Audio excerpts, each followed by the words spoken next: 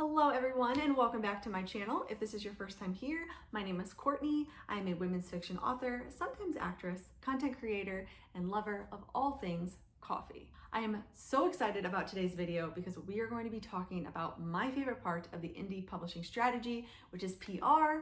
It was requested by an author friend of mine, and since my heart and soul bleeds public relations, I was super excited to make this video. As I was going through everything to try and figure out how to really go about explaining the public relations strategy that I have been using from the very beginning, I realized it's probably going to take more than one video to really dive deep, but we've got to start somewhere. So welcome to video number 1. Before we get started, I think it's important to truly understand what the definition of public relations is when it comes to you as an author. So I went over to the Public Relations Society of America and I pulled this definition off of their website. Public relations is about influencing, engaging, and building a relationship with key stakeholders across numerous platforms in order to shape and frame the public perception of an organization. In this case, the organization being you. So what does that mean? Public relations is almost as if you are planting a seed. It's a slow process of building a reputable brand that people trust enough to invest in. So yes, we send press releases every time we release a new book, but that's just one small piece of the PR puzzle. What I'm going to focus on today is how to build evergreen content that encompasses who you are as a whole. That way you can tell your story all year round, not just when you have a book to release. So let's break down what today's video is going to be about. We are going to talk about how to define your story, create your pitch, and identify the right media outlets so that you're more than likely to get a response. The idea around PR is to get creative and find pieces of your journey that will resonate with an audience so that an outlet sees the connection and feels that it's worthy of sharing. Not every outlet cares that you just wrote a book. So when I create pitches, I don't write one pitch and send it out to every single person on my list of media outlets. I create multiple pitches and I customize each one so that it resonates with the specific outlet that I'm pitching, as well as the person that I'm pitching to. In order to find your story, you have to ask yourself some questions. What kind of questions? Well, don't I just happen to have some here today for you. And when you're done with this video, you are going to take a notebook and a pen, and you're going to answer all of these questions in great detail. Question number 1, who am I? And by this, I mean more than just what's your name.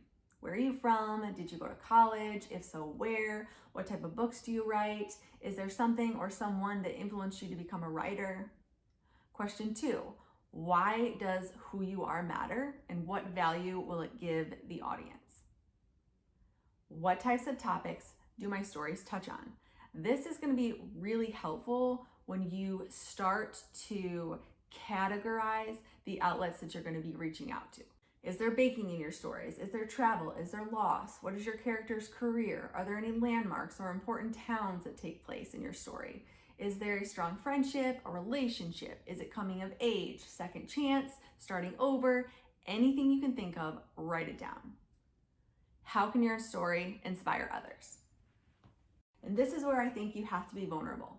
Obviously, it's up to you how much you want to share, but this is where your story gets the spotlight. For example, I'm going to pull a few pieces of my story just to give you a better understanding of what people look for. I am a small town girl from Western New York. I earned a marketing degree from Marist College, which is about 90 minutes north of New York City. Growing up, I loved cheerleading. I loved creating choreography. I coached my way through college. I'm a women's fiction author of down-to-earth romance. All of my characters are strong, independent women searching for their place in the world. I started writing as a coping mechanism to get me through a very unhealthy divorce. I turned that story into a fictional novel based on real emotions. Right there, just that little piece, I just expanded my audience. So now we're not just talking about romance novels, we're talking about surviving divorce. We're talking about entrepreneurs, career aspirations, inspiration, self-love.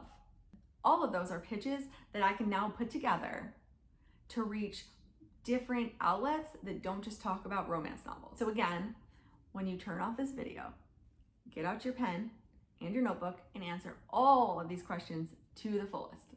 After you've answered all these questions, it's time to write your pitches. That part 2. There are many ways to approach a pitch, but this is what I feel has worked best for me.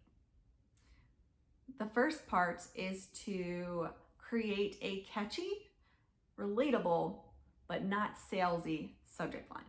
And then when you get to the paragraph of your pitch, you want to make sure that it's short and to the point, but not generic. You want the journalist, the writer, to see that you put time and effort into this in order to send it to them. So always, I cannot stress this enough, always make sure that you address the person by their name. If for some reason you cannot find a contact email and you have to send it to a generic email, at least address the writer that you would like to write your story by name. In the first paragraph, you want to introduce yourself, establish a connection with the person that you're contacting, and tell them why you're writing to them. In paragraph 2, you're going to want to go more in depth about the story that you're looking for them to write and why you feel that it will resonate with their audience. And finally, let them know where they can find more information about you and your story. And don't forget to ask for the interview. All right, guys, we are halfway there. We have now talked about how to create your story and how to turn it into a pitch. The next part is how to find the right media outlets and the right people to pitch your story to. These days, there is no shortage of places to reach out to pitch your story. Blogs, vlogs, digital magazines, podcasts, print, radio, the possibilities are endless. So endless, in fact, that if you haven't done this before, it can seem incredibly overwhelming. So my best piece of advice is don't try to hit a home run your first time up to bat. Pick 1, 2 types of outlets, build your list, and go from there. For me, the easiest place to start has been geographical. So hometown, where did I go to college? Is there any specific locations in my book? So for example, the latest press that I've received is off of my book, For the Love of Gingerbread. I reached out to local newspapers, digital magazines in the Cold Spring area, which is where the book takes place. And then I also reached out to my college paper, which is about an hour away from the small town that For the Love of Gingerbread takes place in. So start with your hometown or where you live now, if that's different. Did you go to college? If so, where? Do they have a college paper? Does the town have local papers? Are there blogs that may be relevant? You're gonna wanna start doing the research and then make sure that everything you find that seems relevant for your story, you put in a spreadsheet and you start building your media list. Lucky for you guys, I have created a sample media list to help you get started. The link is down in the description for this video. So just click on that and that will help you get started building your media list. After geographical locations, I would then move on to more specific beats or topics that outlets cover. So for example, for my Nashville Starlet series, it is all about country music.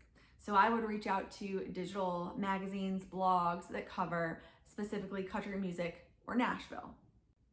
And I would continue to go from there. So now you have all of these topics that you just wrote about when you answered your questions. Go outside of your story. I did a podcast once about entrepreneurship what it was like to leave my 9-to-5 job to try to make, it as a writer for a living. And very few of the questions that I was asked during that interview was really about my writing or my books, but more about my strategy, my courage, taking a risk, right? Inspiring others who are looking to do the same thing. Once you have created your list and you're ready to get started, the next step is to find the right person to contact. Now, of course, there are programs out there that can do all of this for you, but they are an investment. So until then, there are ways that you can do this by yourself. It just takes a little bit more time. What you want to do is go to the outlets that you've identified and find the person that writes similar stories to the one that you're looking to tell. So that's it, guys. The rest is up to you. You now have all the information that you need to create your story, write your pitch, build your media list, and start pitching.